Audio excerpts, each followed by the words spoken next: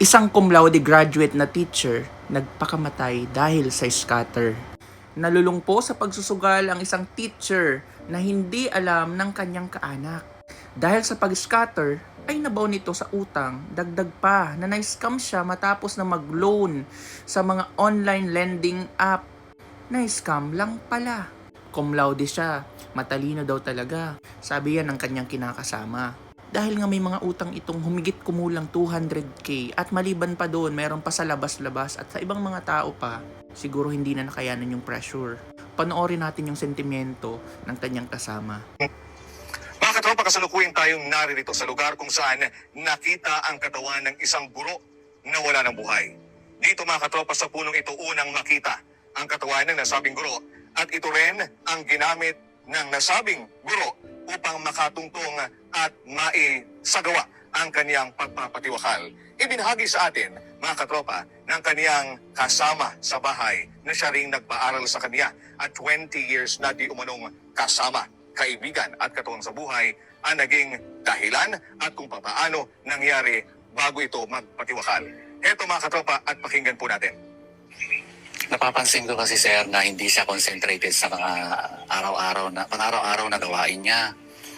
Because of that scatter, hindi siya nakakakain gaano kaya nangangayayat siya. Pinagsabihan ko naman siya na never mind that. Kasi maraming nagpapakamatay, maraming nababaliw, maraming nagiging delinquent dahil dyan. Nagulat na nga lang ako ng umagang yon, that was 4:45 in the morning. Binuksan ko yung pintuan ko sa likuran ng bahay ko. Nandun siya na nakakuan pa. Akala ko parang umaarte lang na nakatayong nakamanikin. Dahil 4:45 pa lang, ay hindi ko talaga nakita yung buo na may tali pala sa taas. Ang iba nang hold up sila, nag-aabang sila ng mga taong sa tingin nila may mga pera dahil nga lulong na lulong sila sa scatter o sa mga sugal. Gaya ni kuya, isipin mo, nasa biyahe ka. Halata naman, di ba? Nag-scatter ka. Ito pa, driver na nalulong umano sa scatter ng hold up gamit ang toy na gun. Ibang level si kuya. Nasa highway, nagda-drive, pero nag-scatter. Opo, siya talaga yan. Pero isipin mo, cum laude graduate ka.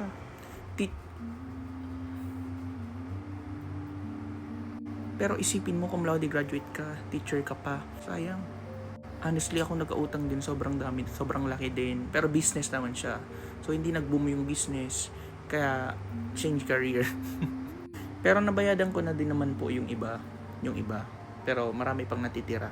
Pero iba yung utang nagka-utang ka dahil sa business mo na legitimate naman. Nagkataon lang dahil sa calamity, sa mga kung ano-anong kabagyuhan sa mundo. Nagka-utang ka talaga. At di mo at meron pang mga reasons behind. Pero yung nalulung ka sa sugal, scatter, technological gamble, isipin mo yung mga in charge sa OLA or online lending app, araw-araw mag-text sa'yo, papatayin kita, mga kung ano-ano. Magbibigay na kami ng letter sa barangay, papasomon ka na namin, mga kung ano-ano. Tignan mo yung magulang mo sa ganitong lugar. Ilang araw mawawala na to at itutumba na namin. Mga ganun. Yung umutang ka ng 2,000 tas ang maging proceeds mo like 1,700 or 1,500, mga ganun. Tas may interest pa yon. Ang iba nga 1,100 na lang yung nakukuha. Tapos ilang araw na na-delay ka, may text na sa'yo. Pag na-delay ka pa ng ganito, may warrant of arrest ka na. Like what? Madaming ganun talaga. Trending po ito, sobrang trending. Pero malupit din kasi ang mechanism nitong scatter na to. Yung cum laude na teacher, nagtaya siya, tapos parang nakakuha siya ng 17k na panalo, ditong tuwa. Nag 25k, meron na naman. Tapos yun, sunod-sunod na yung pagkatalo niya. Tapos na-addict na siya, gusto niyang mabalik yung mga nalugi niya or napautot niya. Hanggang tuloy-tuloy na. Pero yung iba naman, nagpapa-request sila kapag siguro natauhan na sila or napigilan sila ng mga relatives nila. As I said, hindi po alam ng relatives kasi neto na addict na pala to sa scatter. Ito paano talaga pag may relatives ka, mapipigilan ka, tapos maisasuggest nila na pwede kang magpa-block. Ikaw yung magre-request mismo na ipapablock mo yung sarili mo para di ka na ma-addict. Kasi ang problema kung addict mo talagang nasa puso't isipan hanggang kaluluwa mo, di ka nga nagsugal doon, pumunta ka naman ng casino, aray ko, mas marami doon, mas malaki yung lugi sa'yo at mawawala sa buhay mo. Anyway, yan lamang po.